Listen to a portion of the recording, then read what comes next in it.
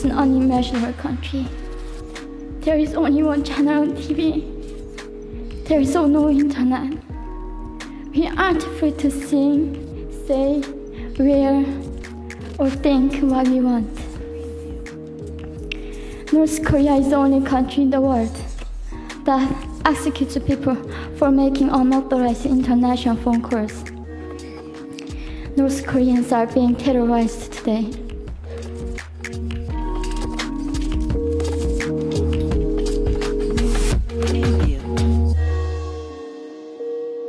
So North Korea itself is a prison like Gulag, a camp, right? Whole country.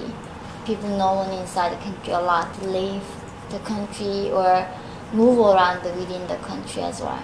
We don't have anything like books or internet or nothing. All we got was propaganda from the government. And just seeing something as simple as a love story. A man can die for a woman. And I never thought that was possible because in North Korea we thought our existence, the purpose of our existence was being a revolutionary to our socialist paradise. You've mentioned there's some parts of North Korea that you do miss. Can you recount some of the happier times that you've had? There is really misconceptions that I miss everything about North Korea but the regime. I left because of the regime.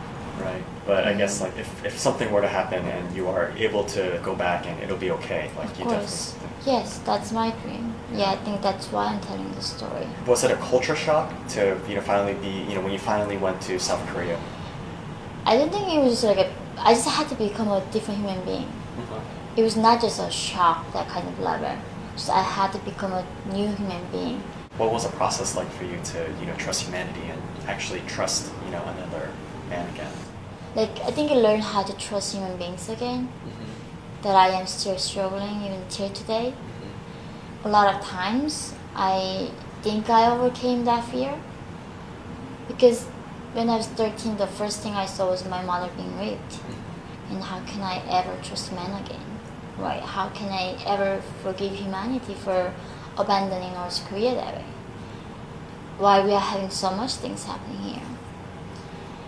But I came to understand how lucky I am, how grateful I am, and no one's fault. Just people just didn't know what was happening in North Korea. That's why I'm telling the story. But still, it's a struggle for me to trust men, I guess, especially. And I think in that sense, I'm very grateful that now I have people who understand what I went through, and giving me opportunity to try again to believe in another human being.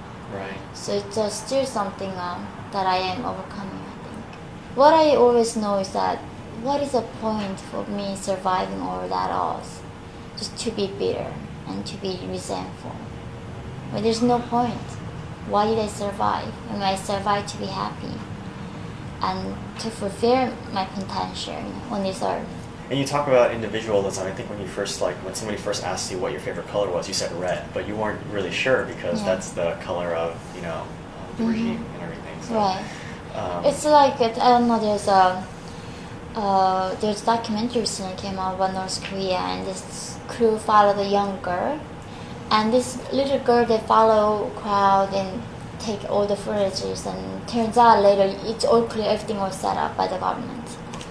And then it still gets me into the documentary. The director asked this girl, young girl, like, "Are you happy?" And she says, "What's that?" She doesn't know what that is. That's North Korea. Like, I did not know what happiness was. We don't know what individualism was. So by happiness, I mean when you were living there, did you know laughter? Did you know like those sort of emotions? We didn't really have words to describe them. Like we were saying, this is like happiness in life. Or if someone's sad, we don't call it like what's depression. If you don't have the word, you don't know the concept. That's what North Korea did.